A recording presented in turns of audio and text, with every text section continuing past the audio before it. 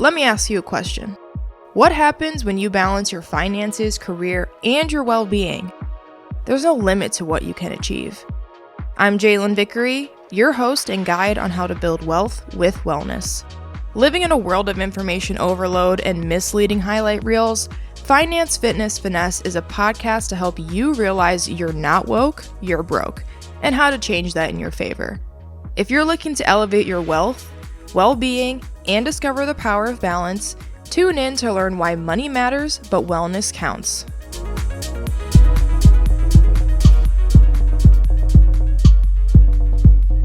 Hey finessers! Welcome to another episode of Finance, Fitness, and Finesse, where we build your dimensional wealth with wellness. I'm JaeVic, and today I got a special episode for you guys.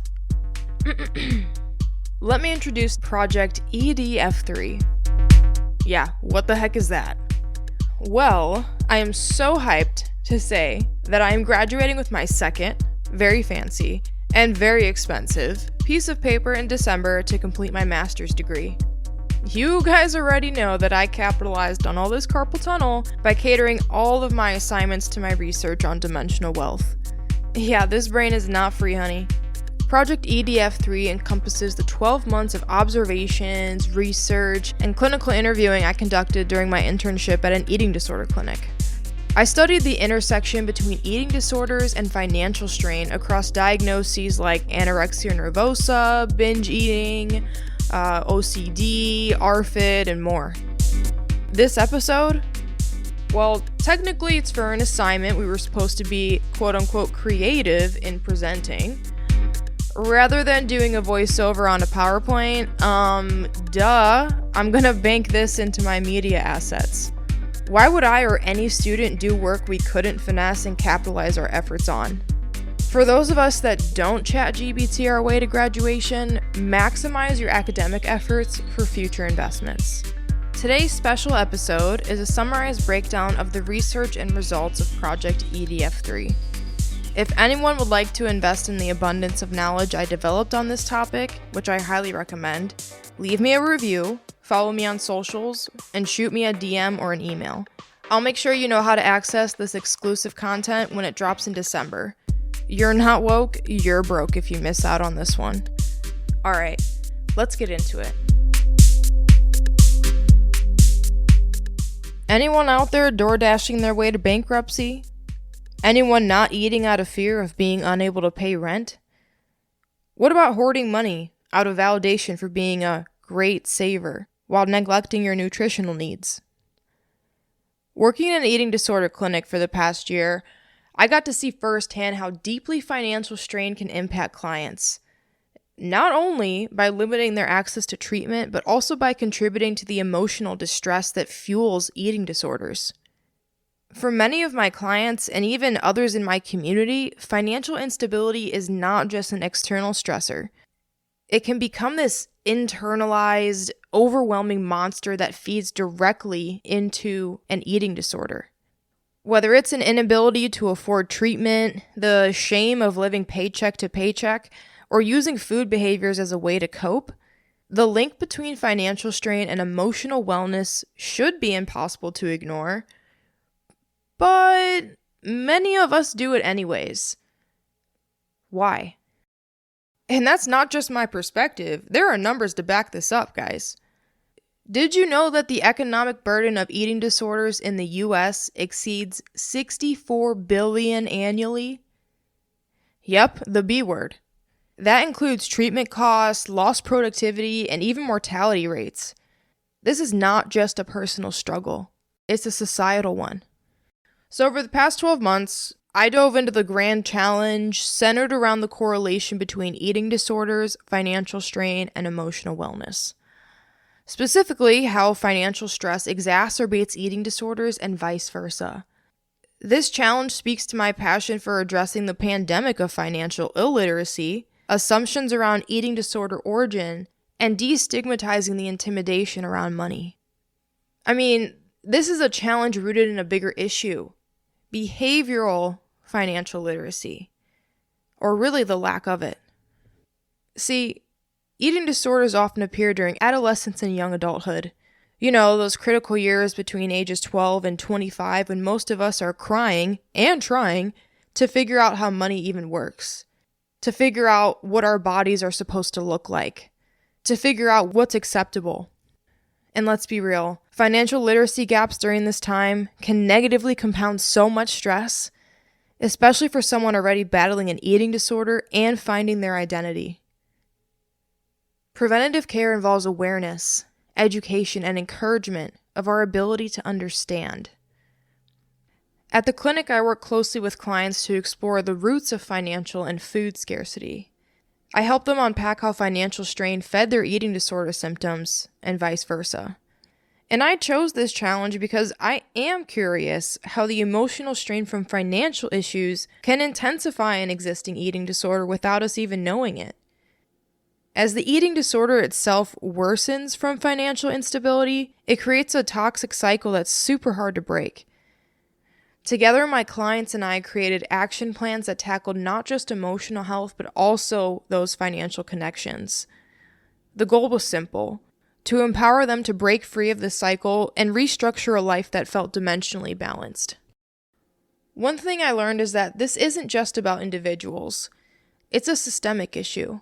Project EDF3 was deeply informed by research from both the National Eating Disorder Association, NDA, and the National Institutes of Health, NIH, which I've linked in the show notes.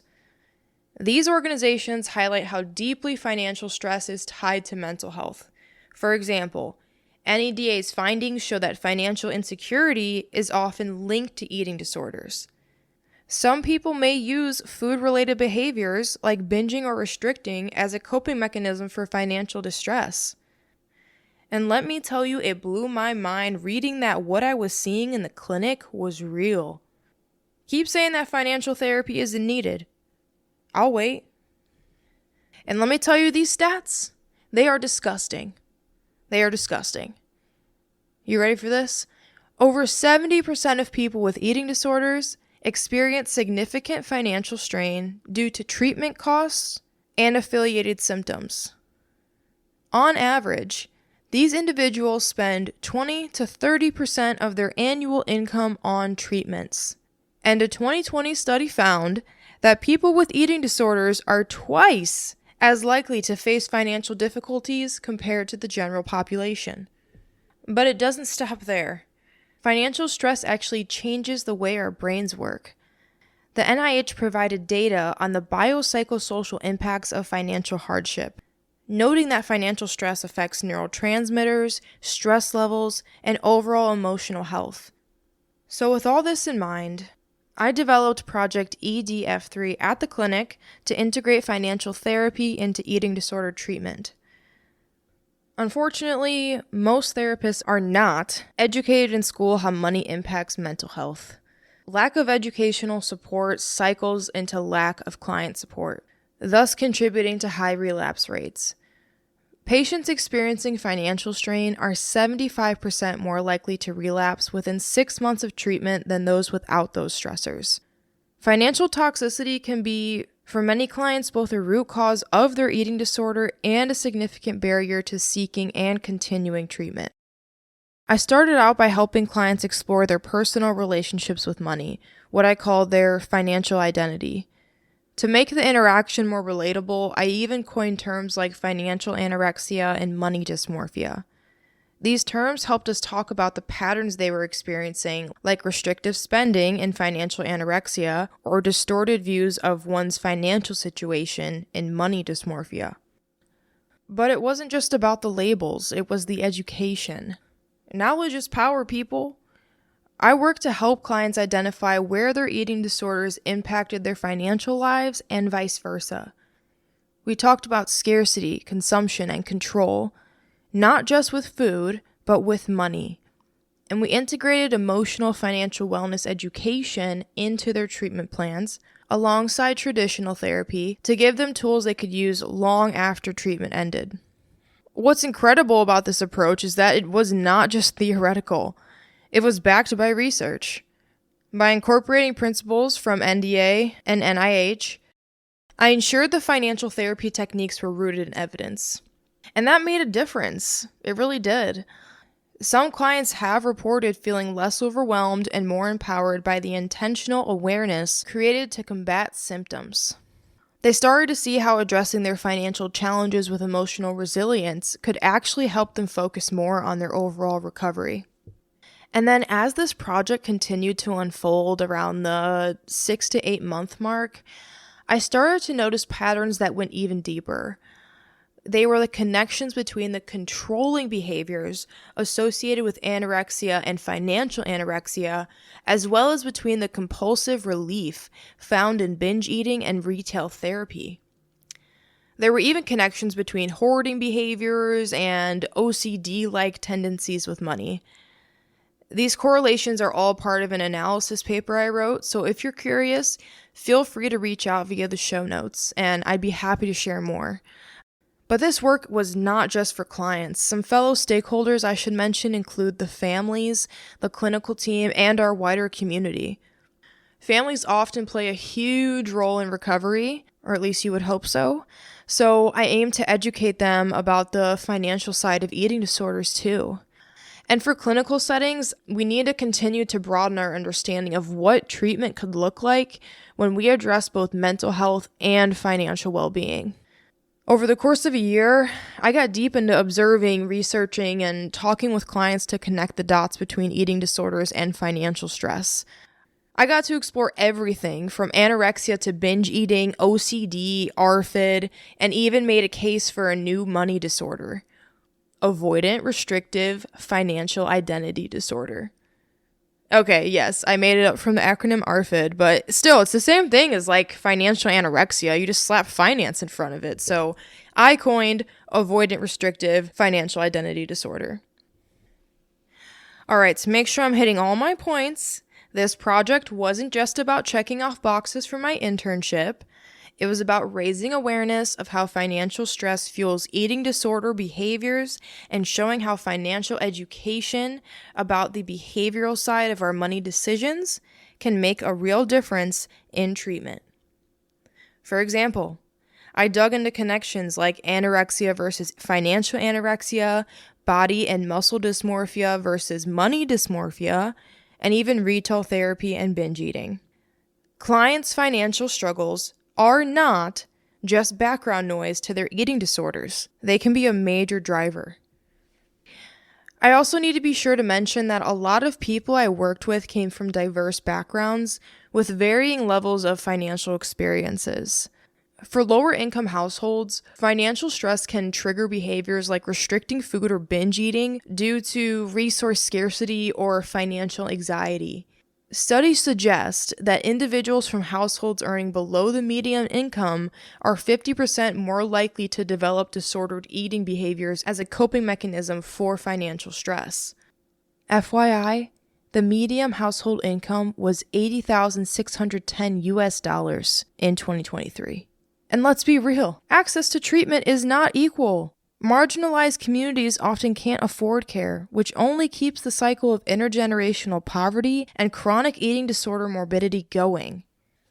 I hope projects like EDF3 can start filling the gap by broadening accessibility to diverse perspectives on the root causes of eating disorder symptoms and stress. Let's not just make assumptions based on how someone looks.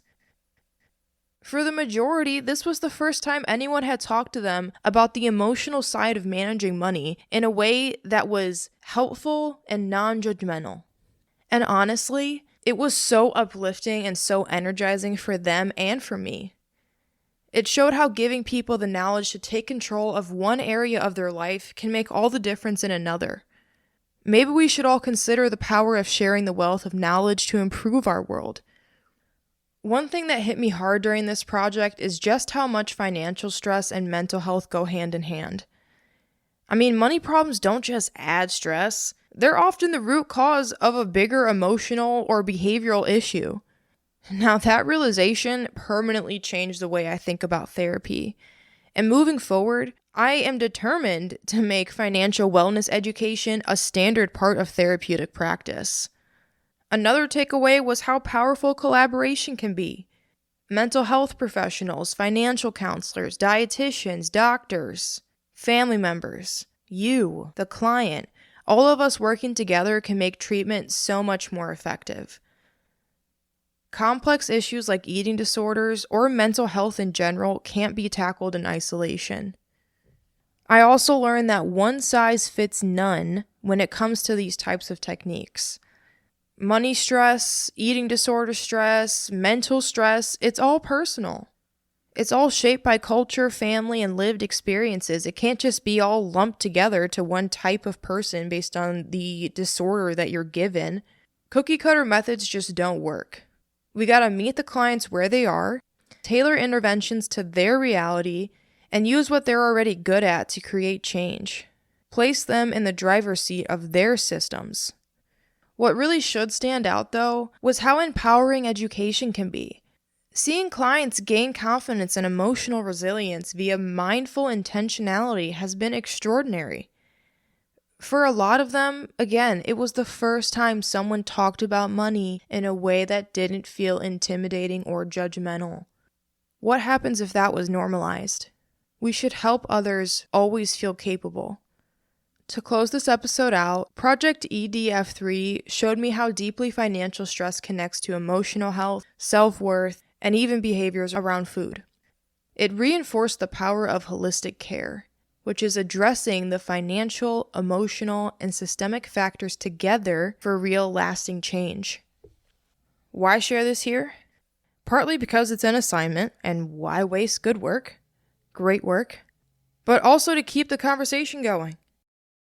If you want the full breakdown of this exclusive content dropping in December, leave a review, follow me, and reach out. If you enjoyed this episode, which I hope you did, help me learn with you and be sure to subscribe, rate, and leave a review. Stay tuned for more episodes where we continue to build your dimensional wealth with wellness. I'm JaeVic, and please don't act woke and be broke. Until then, stay savvy, and if you don't know, now you know.